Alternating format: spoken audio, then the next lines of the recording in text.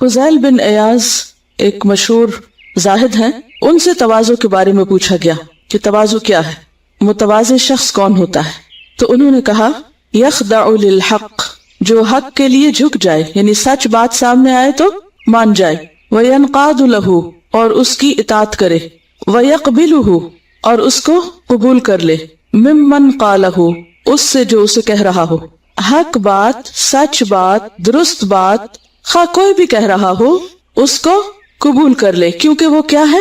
حق ہے۔ وہ یہ نہیں دیکھتا کہ کون کہہ رہا ہے، وہ مجھے پسند ہے یا نہیں، وہ مجھے اچھا لگتا ہے یا نہیں، اس سے کوئی فرق نہیں پڑتا۔ متواضع انسان مقصد پہ نظر رکھتا ہے کہ بات کیا ہو رہی ہے، اس بات کا کیا وزن ہے، اس بات میں کیا سچائی ہے، اس میں کیا فائدہ ہے۔ وہ irrelevant چیزوں کی طرف نہیں دیکھتا کہ کہاں سے آ رہا ہے، کون کہہ رہا ہے۔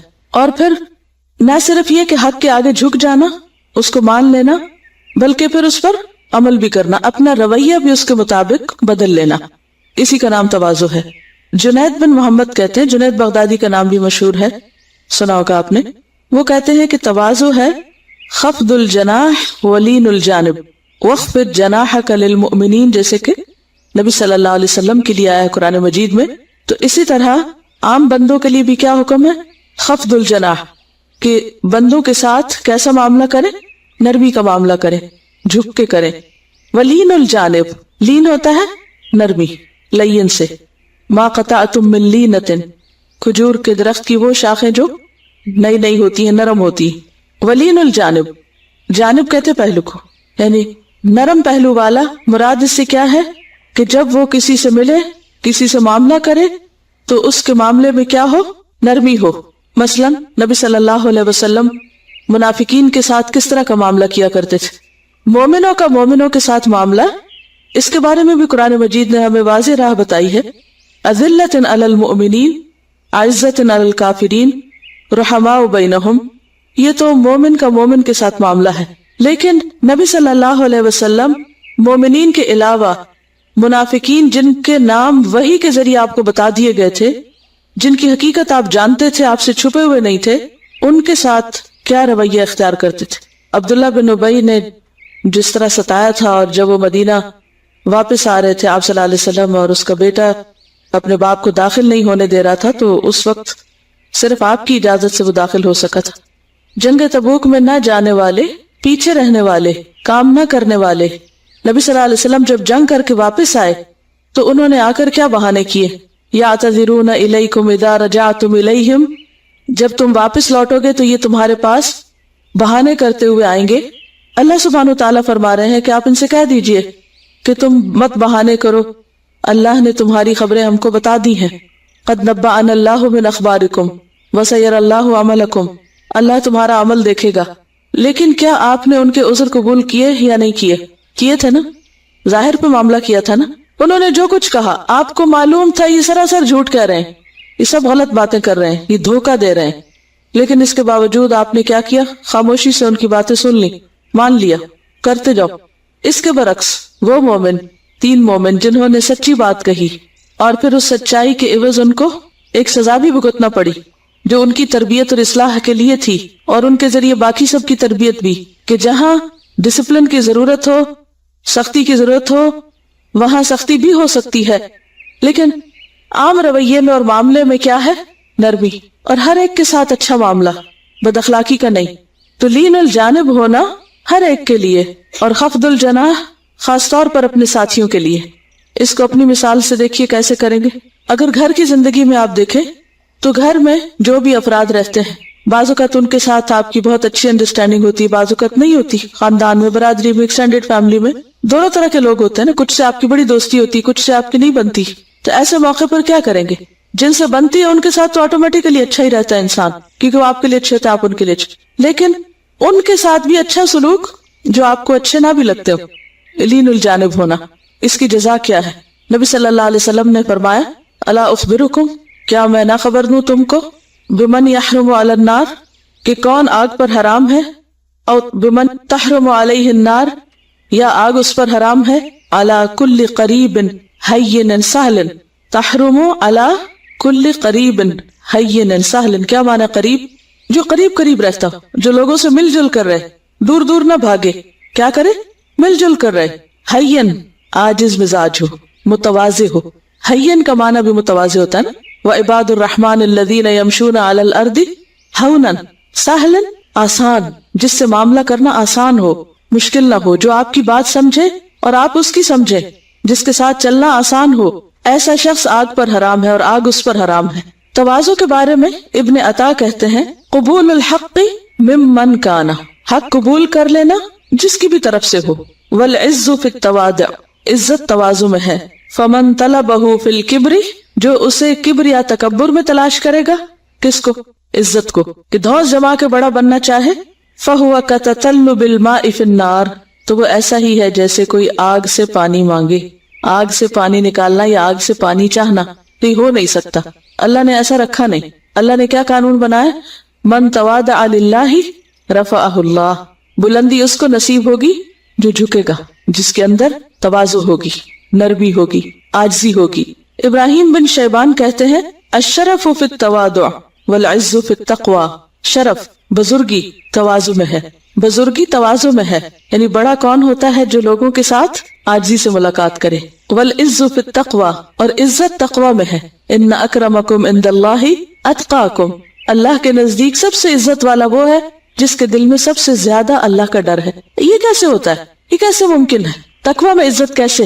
اللہ کے ڈر میں عزت اس طرح ہوتی ہے کہ جب انسان کو اللہ کا ڈر ہوتا ہے نا تو وہ کہیں بھی غلط کام نہیں کرتا, نہ سامنے غلط کام کرتا, نہ چھپ کے غلط کام کرتا ہے. اب جب آپ غلط کام نہیں کریں گے تو نتیجہ کیا ہوگا؟ آپ اپنے اندر سے بھی مطمئن ہیں اور اس کے ساتھ ساتھ لوگ بھی آپ کا اندر باہر کھنگالیں گے, اور جب وہ دیکھیں گے کہ یہ شخص ایک ہی جیسا ہے, دو رخا پن نہیں ہے اس میں, کہیں کچھ اور کہیں کچھ نہیں ہوتا, تو قدرتی طور پر ان کے دل میں ایسے شخص کی عزت ہوگی. لیکن جس شخص کے دو رویے ہوں, پل میں تولا پل میں ماشا جس کو کہتے ہیں, کہیں کچھ, کسی کو دھوکہ دے رہا ہے, کسی کے ساتھ جھوٹ بولا, کسی فریب کر رہا ہے, کسی کے ساتھ کوئی اور غداری کر رہا ہے, آخر وہ کھل کے نہیں رہے گی. کھلے گی نا؟ چھپ سکتی یہ چیزیں نہیں چھپتی. جھوٹ, دھوکہ, فریب سب کھل جاتا ہے. جب کھل جاتا ہے تو پھر کس کے دل میں ایسے شخص کی عزت رہتی نہیں. جب اللہ کے ڈر سے انسان غلط کام نہیں کرتا تو اس کی زندگی میں ایک اصول ہوتا ہے, اس کی زندگی میں ایک اطمینان ہوتا ہے, اسے کسی کا خوف نہیں ہوتا. وقتی طور پر اگر کوئی اس سے ناراض ہو بھی جائے تو اصلاح ہو جاتی. اس کی مثال ایسی ہے نا کہ جیسے ایک سیب آپ خریدنے جاتے ہیں, سیب دیکھنے میں بہت کلرفل ہے, بڑا اچھا خوبصورت نظر آ رہا ہے, لیکن اندر سے کیا ہے؟ کانا, خراب, گلا ہوا. اب گھر لا کے اس کو کاٹتے ہیں, وہ اندر سے خراب نکلتا ہے. اس کا بیرونی خوبصورت رنگ آپ کو متاثر کر سکتا ہے؟ کیا کرتے ہیں اس کٹے ہوئے سیب کو, جس کی باہر کی سکن بہت ہی فریش لکنگ, بہت خوبصورت تھی, آپ اٹھا کے سارے کا سارا اس کو پھینک دیتے ہیں. کوئی عزت باقی رہتی نہیں. تو جس دل میں اللہ کا تقویٰ ہوتا ہے, اللہ کا ڈر ہوتا ہے, اور وہ غلط کام نہیں کرتا اللہ کے ڈر سے, کسی انسان کے ڈر سے نہیں, تو وہ پھر اندر باہر سے اچھا ہوتا ہے. اور عزت اسی کی ہے جو اندر باہر سے اچھا ہو. کوئی شخص بھی زیادہ دن اوپر کا لبادہ اوڑھ کر لوگوں کے دلوں میں جگہ نہیں بنا سکتا. اور اس کی مثال حضرت عمر ہے. عروہ بن زبیر جو حضرت عائشہ کے بھانجے ہیں, انہوں نے دیکھا کہ ایک دن حضرت عمر اپنے کندھے پہ پانی کی مشک اٹھائے ہوئے تھے. وہ واٹر بیگ دیکھا ہوگا جو کالے سے رنگ کا ہوتا ہے, وہ خاص لوگ ماشکی ان کو بولتے ہیں, جو اٹھا کے بھر کے پانی لوگوں کو سپلائی کرتے ہیں. تو حضرت عمر نے پانی اپنے اوپر اٹھایا ہوا اور جا رہے ہیں. تو عروہ بن زبیر کہتے ہیں میں نے دیکھا تو میں نے کہا عمر آپ کو یہ زیب نہیں دیتا ہے امیر المومنین, آپ ایسا نہ کریں. عمر نے کیا بتایا ہوگا کیوں کر رہا ہوں ایسے؟ امیر المومنین ہے, آپ کو معلوم ہے ان کے نیچے کتنی بڑی سلطنت ہے, کتنا بڑا علاقہ ہے. دنیا کے 2 سپر پاور جو ہیں وہ ان کے دور میں سرنگوں ہوئی. کو معمولی فتح نہیں ان کو نصیب ہوئی, غیر معمولی طور پر کامیابیاں ہوئی ہیں مسلمانوں کو, اور وہ دیوار تھے فتنوں اور مسلمانوں کے درمیان. کیوں اٹھایا ہوا تھا انہوں نے؟ کیا کہا؟ کیا وجہ ہوگی؟ کہنے لگے میرے پاس ابھی کچھ وفد آئے تھے, ظاہر ہے کہ ایک ملک فتح ہو رہا ہے, دوسرا ہو رہا ہے, وہاں کے لوگ جو مسلمان ہو رہے ہیں وہ پہنچ رہے ہیں, مدینہ خلافت کا مرکز ہے اور ہر طرف سے لوگ آ رہے ہیں, اور امیر المومنین کے سامنے عاجزی کے ساتھ بات سن رہے ہیں اور بہت عزت دے رہے ہیں, قدر کر رہے ہیں. تو وہ کہتے ہیں کہ جب میں نے دیکھا ان وفود کو کہ میرے سامنے بہت مسکین بن کے بیٹھے ہوئے ہیں, مستمعین مطیعین, تو میرے دل میں کچھ نخوت سی آ گئی تھی. یعنی مجھے محسوس ہوا کہ ہاں میری بڑی اہمیت ہے, تو کچھ میرے اندر یہ کیفیت آ گئی تھی. کہتے ہیں دخلت نفسی نخوتن فاردت ان اکسرها, میں نے چاہا کہ میں اس کو توڑ ڈالوں, اپنے اندر آنے والی چھوٹی سی برائی کو بھی توڑ ڈالوں. اور کیسے توڑ ڈالوں؟ کہ لوگوں کے سامنے معمولی کام کروں تاکہ یہ تکبر جڑ نہ پکڑے, اور کہاں بظاہر لا الہ الا اللہ پڑھنے والے، دین کی بڑی بڑی باتیں کرنے والے دلوں میں اپنی بڑائی کا غرور لیے پھرے اور اپنے آپ کو بڑی چیز سمجھے، تو فرق تو آئے گا نا، بہت بڑا فرق ہوگا۔ ابو ذر رضی اللہ تعالیٰ عنہ، ایک روز ابو ذر رضی اللہ تعالیٰ عنہ نے حضرت بلال کو آر دلائی کہ تمہارا رنگ کالا ہے۔ صحابہ ہم عمر تھے، ایک دوسرے کے ساتھ فرینک تھے، اور جھوٹی باتیں نہیں کیا کرتے تھے کہ سامنے خوش آمدید کرے اور پیچھے جا کے تو برائیاں کرے۔ اگر کسی کے بارے میں دل میں کوئی خیال آ گیا تو سامنے بتا دیتے تھے۔ تو انہوں نے کئی غصے میں یا کسی بھی طرح ان کو کالے رنگ والا کہہ دیا، اور جو ہی کہنا تھا تو ظاہر ضمیر زندہ تھے تو ندامت ہوئی، برا لگا۔ اچھا ہمیں کبھی ندامت ہو بھی جائے تو ہم کیا کہتے ہیں؟ چھوڑو پر، اب اگر تم نے اس سے معافی مانگی تو پھر کیا ہوگا؟ تو پھر تو تم چھوٹے بن جاؤ گے۔ اور وہ اس پہ تلے ہوئے تھے کہ چھوٹا بنانا اپنے آپ کو تاکہ یہ نفس سیدھا ہو۔ تو ابو ذر لیٹ گئے، زمین پہ اپنا گال رکھ دیا اور بلال سے کہا اپنا پاؤں رکھو میرے گال پہ۔ بلال نہیں مانے، کہا نہیں میں اٹھوں گا نہیں جب تک تم اپنا پاؤں اس چہرے پہ نہیں رکھو گے، تاکہ میں اپنے آپ کو مزہ چکھاؤں اور آج کے بعد میں ایسی بات کسی سے نہ کروں۔ تم میری تربیت کرو، میں ہوتا کون ہوں کہ کسی کو اس کے رنگ پہ آر دلاؤں۔ یہ کیا چیز تھی جو انہیں اتنی جرأت دیتی تھی اور دوسروں کو اپنے اوپر اتنی اصلاح کا موقع دیتی تھی؟ کیا چیز تھی؟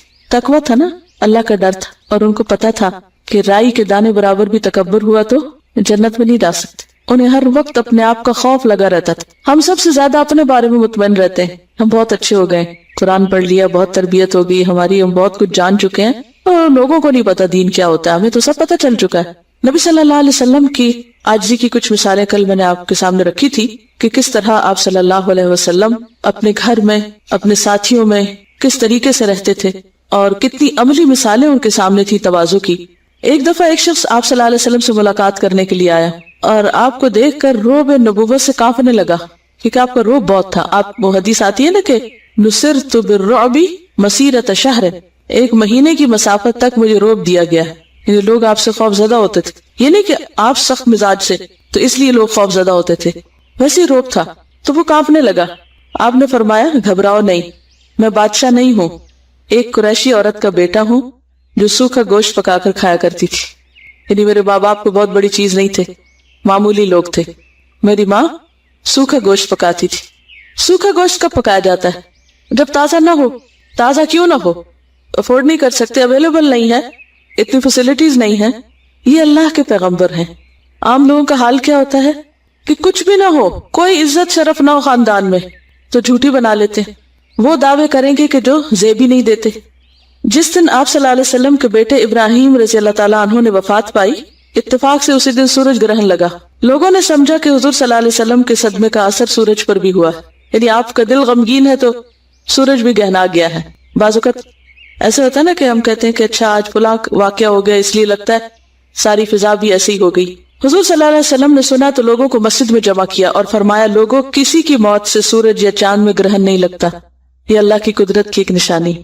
آپ چاہتے تو خاموش رہتے کہ اچھا لوگوں کو میری اہمیت پتہ چلے کہ آج میرے اوپر ایک صدمہ گزرا ہے تو اس کی وجہ سے سورج بھی میرے ساتھ مل گیا، لیکن آپ نے لمحے کے لیے بھی نہ خود کو دھوکہ دیا اور نہ لوگوں کو دیا، اور جو بات جیسی تھی اس کی جو حقیقت تھی وہ کھول کے سب کے سامنے رکھی، سب کو مسجد اکٹھا کر کے سب پر واضح کر دیا کہ ایسا نہیں ہے، یہ مت سمجھو یہ اس لیے نہیں ہوا۔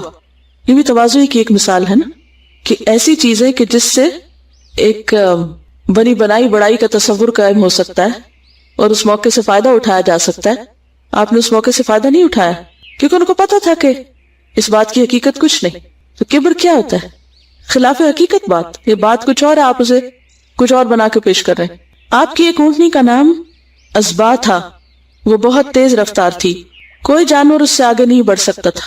ایک دفعہ ایک اعرابی اپنی سواری پہ آیا اور تیز دوڑاتا ہوا اس سے آگے نکل گیا۔ مسلمانوں کو اس کی حرکت اچھی نہ لگی۔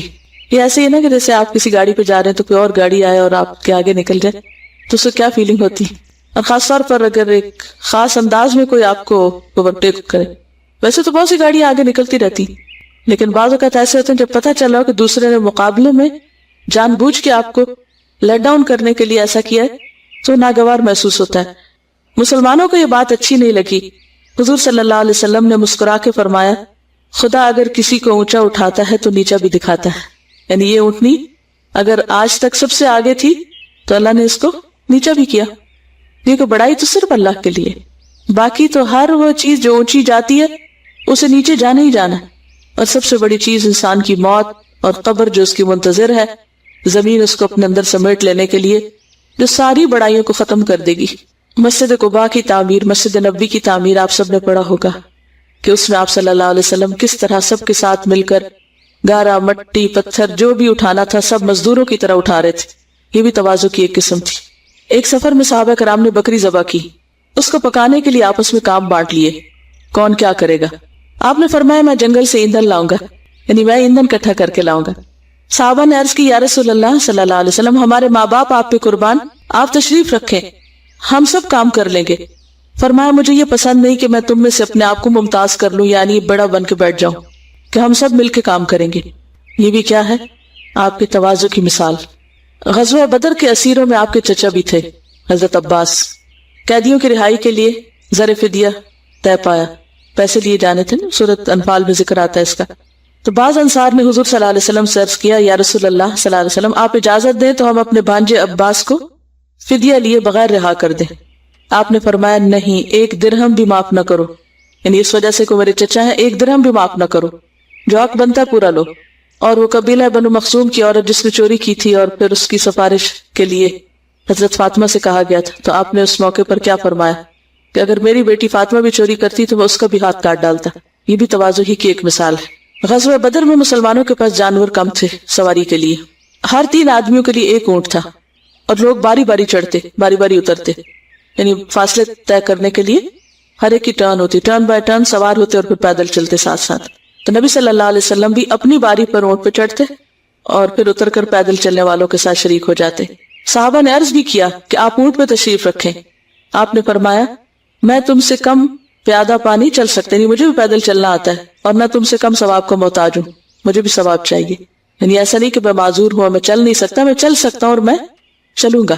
نبی صلی اللہ علیہ وسلم مجلس میں تشریف فرما ہوتے، کوئی چیز آ جاتی تو آپ اس کی تقسیم ہمیشہ دائیں جانب سے شروع کرتے، رائٹ ہینڈ سے۔ کئی بار ایسا ہوا کہ بائیں جانب بڑے صحابہ تشریف فرما ہوتے، دائیں جانب کوئی گمنام اور مسکین آدمی، لیکن حضور صلی اللہ علیہ وسلم ہمیشہ اس گمنام مسکین کو ترجیح دیتے اور فرماتے پہلے دائیں جانب والے کا حق ہے، اور ادھر سے ہی دے کر آگے بڑھاتے، کوئی ڈسکریمنیشن نہیں۔ یہ نبی صلی اللہ علیہ وسلم کی زندگی کی اور صحابہ کی زندگی کی عملی مثالیں ہیں تواضع کے بارے میں۔ اس کے بارے میں کچھ آپ نے پڑھا ہو، مزید کسی کے پاس کوئی مثال ہو، کوئی چیز آپ شیئر کرنا چاہیں؟ حضرت ابن مسعود رضی اللہ عنہ سے روایت ہے کہ مجھے رسول اللہ صلی اللہ علیہ وسلم نے فرمایا مجھے قرآن پڑھ کر سناؤ۔ میں نے کہا یا رسول اللہ کیا میں آپ کو قرآن پڑھ کر سناؤں جبکہ قرآن آپ پر اترا ہے؟ آپ نے ارشاد فرمایا میں اپنے علاوہ دوسرے سے سننا پسند کرتا ہوں۔ چنانچہ میں نے آپ کے سامنے سورہ نساء پڑھی، یہاں تک کہ جب میں اس آیت پر پہنچا بس اس وقت کیا حال ہوگا جب ہم ہر امت میں سے ایک گواہ لائیں گے اور آپ کو ان سب پر گواہ بنائیں گے، تو آپ نے فرمایا بس اب کافی ہے۔ میں آپ کی طرف متوجہ ہوا تو دیکھا کہ آپ کی آنکھوں سے آنسو جاری ہیں۔ بخاری و مسلم۔ یہ آپ کے پاس شارح زندگی پر کامیابی کی اصول کتاب ہوگی، اس سے یہ پیراگراف پڑھیں گی۔ السلام علیکم۔ تواضع۔ انسان اگر خدا کی معرفت اور رضا یا مخلوق پر رحم و کرم کی خاطر اپنے اصل درجے اور رتبے سے کم پر راضی ہو جائے یا خود کو پست کر دے تو اس فضیلت کو تواضع کہیں گے۔ وضع، ذلت اور تواضع میں بڑا فرق ہے۔ وضع ایسی کیفیت کا نام ہے جس میں انسان اپنے نفس کی لذت کی خاطر اپنی ذلت اور رسوائی اور نفس کی اہانت پر آمادہ ہو جاتا ہے۔ علامہ زبیدی رحمۃ اللہ علیہ فرماتے ہیں کہ تواضع خدا کی ذات و صفات کی معرفت، اس کے جلال و جبروت اور محبت و علم اور نفس کے عیوب اور نقائص کے علم سے پیدا ہوتی ہے، جو در حقیقت اللہ تعالیٰ کی جانب میں انکسار قلب اور مخلوق کے حق میں رحم اور نیاز مندی کے ساتھ جھک جانے کا نام ہے، اور جو پستی اور اہانت نفس کی لذت کی خاطر خودداری اور عزت نفس کو مٹا کر اختیار کی جاتی ہے، اس کا نام ذلت ہے۔ پہلی صفت فضیلت اور دوسری رذیلت۔ حضور صلی اللہ علیہ وسلم نے ارشاد فرمایا اس شخص کے لیے بشارت ہے جو نفس کو ذلیل کیے بغیر تواضع کا حامل ہو۔ السلام علیکم۔ یہاں اس پیج پر مور کی ایک تصویر ہے۔ مور نے اپنے پر پھیلائے ہوئے ہیں جو انتہائی خوبصورت ہیں۔ جانوروں میں سے کسی جانور کے پاس ایسے پر نہیں ہوتے جو اتنے زیادہ بھی ہوں اور اتنے خوبصورتی سے کھلتے ہوں اور اتنے کلرفل ہوں، لیکن آپ دیکھ رہے ہیں کہ مور اس وقت سر جھکا کے اپنے پاؤں کی طرف دیکھ رہا ہے۔ یہ تواضع کی ایک عمدہ تصویر ہے کہ خوبیوں کے باوجود، نعمتوں کے باوجود نظر ہمیشہ کس پہ رہے؟ اپنی کوتاہیوں پر۔ کیونکہ کہتے ہیں کہ جتنے مور کے پر خوبصورت ہوتے ہیں اسی اعتبار سے پاؤں بدصورت ہوتے ہیں. تواضع اسی چیز کا نام ہے. ہر انسان کو اللہ سبحانہ و تعالیٰ نے کچھ خوبیاں بھی دے رکھی ہیں اور ہر انسان کے اندر کچھ نہ کچھ کمی، کمزوری، خامی، خرابی بھی ہوتی ہے. تکبر کب آتا ہے؟ جب انسان اپنی خامیوں کو نظر انداز کر کے ہر وقت اپنی خوبیوں پہ نظر رکھے، اور جب کسی سے کمپیئر کرے خود کو تو دوسرے کی خامیاں دیکھے اور اپنی خوبیاں دیکھے. تواضع اس چیز کا نام ہے کہ انسان جب کسی سے اپنا مقابلہ کرے تو اس کی خوبی سامنے رکھے اور اپنی خامی پہ نظر ہو. اور جب انسان کے اندر یہ احساس ہوتا ہے نا کہ میرے اندر یہ کمی بھی ہے، یہ کمی بھی ہے، تو پھر انسان دوسرے کے ساتھ نبھانے کی کرتا ہے، بنا کے رکھنے کی کوشش کرتا ہے. اور دوسرے کے ساتھ اچھے تعلقات ہو نہیں سکتے جب تک اس کی خوبیوں پہ نظر نہ رکھی جائے. تواضع آ نہیں سکتی جب تک اپنی خامیاں نظر نہ آئیں، اپنی کمزوریاں نظر نہ آئیں، میرا قصور کیا، میری کوتاہی کہاں. لیکن عموماً کیا ہوتا ہے کہ انسان اپنی کسی بھی خوبی کی وجہ سے، خواہ وہ علم میں ہو یا حسن میں ہو یا مال میں ہو، کس میں مبتلا ہو جاتا ہے؟ خود پسندی میں. تو تکبر کے بعد خود پسندی سے بھی پرہیز کرنا چاہیے، کیونکہ خود پسندی تکبر کے نتیجے میں پیدا ہوتی ہے. خود پسندی تکبر کے نتیجے میں پیدا ہوتی ہے. کیا ہوتی ہے خود پسندی؟ اپنی خوبیوں پہ اترانا، اپنے بارے میں خوش فہمی میں مبتلا رہنا، ان چیزوں پر بھی جو ہے اور ان پر بھی جو ہے نہیں، محض خوش گمانی ہے اپنے بارے میں. خوش فہمی جس کو کہتے ہیں، اپنے بارے میں خوش فہمی کا شکار رہنا کہ میرے اندر تو یہ بھی خوبی ہے، میں تو ایسا بھی ہوں ویسا بھی ہوں. اللہ سبحانہ وتعالیٰ قرآن مجید میں فرماتے ہیں یا ایھا الانسان ما غرک بربک الکریم. کس چیز نے تجھے دھوکے میں مبتلا کر رکھا ہے؟ تم کیا چیز تھے؟ تم کون ہو؟ کمال اور پرفیکشن اور بڑائی تو صرف اللہ کے ہاں ہے. اور جہاں بھی کہیں مسلمانوں کے اندر ایسی چیز آئی، اللہ سبحانہ وتعالیٰ نے ان کی تربیت کے لیے، وہی ان کی اصلاح کے لیے ایسے حالات پیدا کر دیے کہ وہی سمجھ آ گئی. مثلا جنگ حنین کے موقع پر قرآن کیا کہتا ہے؟ وَيَوْمَ حُنَيْنٍ اذ اعجبتکم کثرتکم فلم تغن عنکم شیئا. یاد کرو یوم حنین، جب تمہیں اپنی کثرت پہ ناز تھا لیکن اس نے تمہیں کوئی فائدہ نہ دیا. یعنی یہ مسلمانوں کا تعداد کے اعتبار سے سب سے بڑا لشکر تھا لیکن فائدہ نہ ہوا. نبی صلی اللہ علیہ وسلم نے فرمایا ثلاث مہلکات، 3 چیزیں ہلاک کر دینے والی ہیں. شح مطاع وہوى متبع واعجاب المرء بنفسہ. 3 چیزیں تباہ کن ہیں: کنجوسی کی اطاعت، خواہش کی پیروی، اور انسان کا اپنے آپ کو بہت کچھ سمجھنا. یہ چیز انسان کے لیے ہلاکت خیز ہے. کیا؟ اپنے آپ کو بہت کچھ سمجھنا، اپنے آپ کو پسند کرنا. نبی صلی اللہ علیہ وسلم نے فرمایا جب تو دیکھے کہ کنجوسی کی اطاعت کی جا رہی ہے، خواہش کی پیروی ہو رہی ہے اور صاحب رائے اپنے رائے کو پسندیدہ قرار دے رہا ہے، تو اپنے نفس کو بچانے کی کوشش کرنا. یعنی جب لوگوں کے اندر ایسی چیزیں دیکھو کہ لوگ اپنی مرضی پر ڈٹے ہوئے ہیں تو پھر تم خود کو بچا کے رکھنا، تم ایسی حرکت، ایسا رویہ اور ایسا اخلاق اختیار نہ کرنا. کیونکہ عموماً کیا ہوتا ہے، جب کوئی ایسا کر رہا تو ہم کہتے ہیں وہ بھی تو ایسا کر رہا ہے نا، تو میرے لیے بھی چارہ نہیں سوائے اس کے کہ میں ویسا ہی کروں جیسا کوئی کر رہا ہے. خود پسندی کی کوئی مثال دیجئے. ابلیس جب اس نے کہا تھا انا خیر منہ، یہ خود پسندی ہی تو تھی اور تکبر ہی تو تھا. قوم عاد کو اپنے اوپر بڑا مان تھا. کیا کہتے تھے؟ من اشد منا قوہ، ہم سے بڑھ کے قوت میں کون ہے؟ تو اللہ تعالیٰ نے کیا کیا ان کے ساتھ؟ ہوا کے ذریعے ان کو اڑا دیا، ان کی ساری قوت پاش پاش کر دی. فرعون کو آپ دیکھیے، اس کو بھی بڑا مان تھا اور کہتا تھا یہ نہریں میری ہیں، انہیں نہروں میں ڈوب گیا. قارون خزانے پہ بڑا فخر تھا، خزانے سمیت زمین میں دھس گیا. سورہ کہف میں باغ والے کا جو واقعہ ہے، ما اظن ان تبید هذه ابدا، سارا جل کے راکھ ہو گیا. خود پسندی اور غرور کی علامات کیا ہیں؟ جیسے کل ہم نے دیکھی تھی نا ایروگنس کی علامات، کہ رویے میں کہاں کہاں ظاہر ہوتی ہے. خود پسندی کا مظاہرہ کہاں ہوتا ہے، کیسے ہوتا ہے؟ کیسے پتا چلتا ہے کہ کوئی شخص خود پسندی کے مرض میں مبتلا ہے، اپنے آپ کو بڑی چیز سمجھتا ہے؟ عام روزمرہ زندگی سے مثالیں لائیے، 1-2 میں آپ کو دیتی ہوں، پھر اس کے بعد آپ کا ذہن کھلے گا، آپ اور لائیے. علم میں خود پسندی. انسان کثرت علم پہ مغرور ہو جائے تو مزید علم حاصل کرنے سے پہلو تہی کرنے لگتا ہے اور استادوں سے استفادہ نہیں کرتا. وہ کیا سمجھتا ہے؟ میں خود ہی استاد ہوں، مجھے خود ہی بہت پتا ہے، مجھے استاد سے بڑھ کے پتا ہے. کیونکہ کمپیریزن وہاں اور ہوتا ہے نا جہاں وہ کسی طرح استاد سے زیادہ جانتا ہوتا ہے کسی اور چیز میں. علم والوں کو بھی حقارت کی نظر سے دیکھنے لگتا ہے کہ یہ کیا جانتے ہیں. जिनको फला फला चीज नहीं पता और अपने से कम गर्दानता है, और ये चीज तबाही के लिए काफी है, क्योंकि इंसान आगे मजीद कुछ नहीं सीख सकता। फिर माल में खुद पसंदी का मुजाहरा कैसे होता है? इसराफ और फजूल खर्ची से इंसान काम लेता है और उन चीजों पे माल खर्च करने लगता है जिससे वो खुद को नुमाया कर सके। वो कहता है ना, अहलक तु माल लुबदा, और जरूरतमंद को वला यहुद वला तामिल मिस्कीन व यमनउनल माऊन, और खुद पसंद गलती हो जाए तो माफी नहीं मांगता, कोई और माफी मांगे तो माफ नहीं करता, किसी को माफी देता भी नहीं, और क्या कहता है कि मुझे तुम्हारी सॉरी कबूल नहीं, मैं माफ कर ही नहीं सकता। तो उसको अपनी कुव्वत पे मान है ना कि मैं बड़ी चीज हूँ, मेरा कोई कुछ नहीं बिगाड़ सकता। क्योंकि अगर आपको कहीं ये अंदाजा हो कि मुझे दूसरे से नुकसान पहुंचेगा तो आप ऐसी हरकत नहीं कर सकते। अगर इंसान के दिल में अल्लाह का डर हो तो इंसान ऐसा नहीं कर सकता। वो हमेशा सोचेगा कि मैं भी तो गलतियां करता हूँ, अगर अल्लाह ने मुझे माफ ना किया तो मैं कहाँ कराऊंगा। इसीलिए हजरत अबू बकर सिद्दीक रज़ी अल्लाह ताला अन्हु ने जब ये सोचा ही था कि मैं अपने उस रिश्तेदार को जिसने मेरी बेटी पे इल्जाम लगाया है अब आइंदा कुछ नहीं दूंगा, तो अल्लाह सुब्हानहू व तआला ने क्या फरमाया, अला तुहिब्बूना यग़फिरल्लाहु लकुम, तुम नहीं चाहते अल्लाह तुमको माफ कर दे। तो उनका रवैया क्या था? फौरी तौर पर क्या हुआ? न सिर्फ ये कि वो इमदाद जारी कर दी बल्कि पहले से भी दुगनी कर दी। बाज़ अगर किसी एक के पास ज्यादा माल है या ज्यादा कोई चीज है तो वो अपने दूसरे बहन भाइयों को इंट्रोड्यूस भी नहीं कराता, क्या सोच के कि इससे मेरी शान में फर्क आएगा, क्योंकि इनके पास वो माल नहीं है तो लोग क्या कहेंगे कि ये इसके बहन भाई। वो अपनी शान के खिलाफ समझता है, किसी की सुनता नहीं, सिर्फ अपनी ही चलाता है।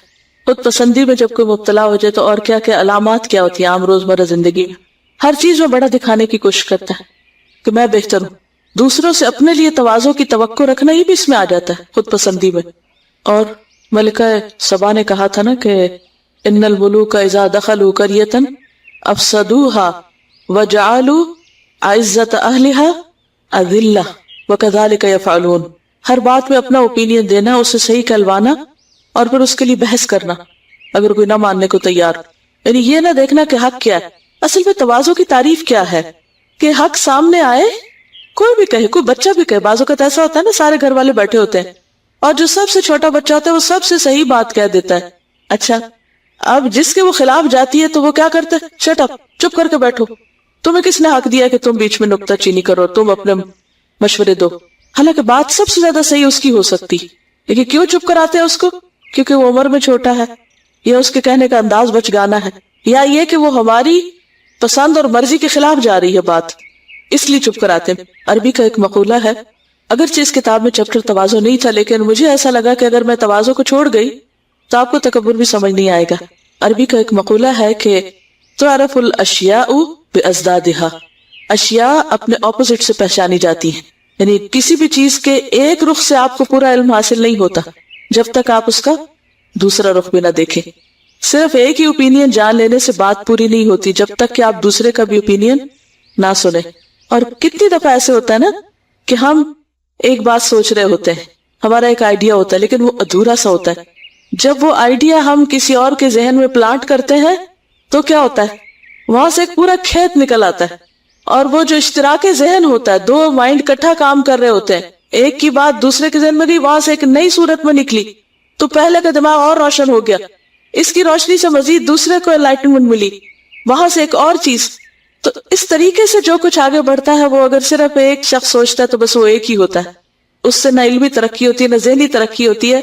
अपनी सोच को दूसरों से शेयर न करना और दूसरों की सोच को अप्रिशिएट न करना और उसको काबिले गौर न समझना और सिर्फ अपनी ही बात मनवाते चले जाना और अपने ही तरीके पे काम करते चले जाना और अपनी बात दूसरों पे ठोसना और इम्पोज करना, ये सबसे बदतरीन रविश होती है।